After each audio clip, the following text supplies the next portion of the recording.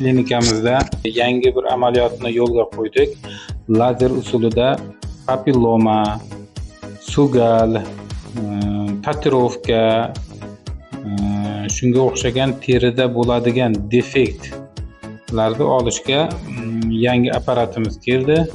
Lazerni usulida tikmasdan jarohatni ko'p qon ketkazmasdan og'riqsiz oson usulda olishni yo'lga qo'ydik.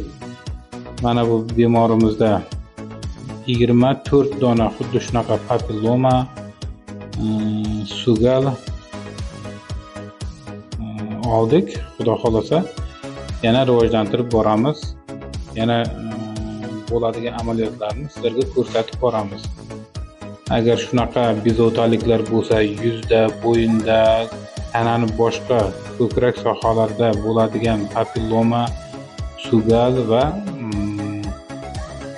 terida qo'shimcha chiqib qolgan o'simtachalar bo'lsa, bemalol murojaat qilishlaringiz mumkin.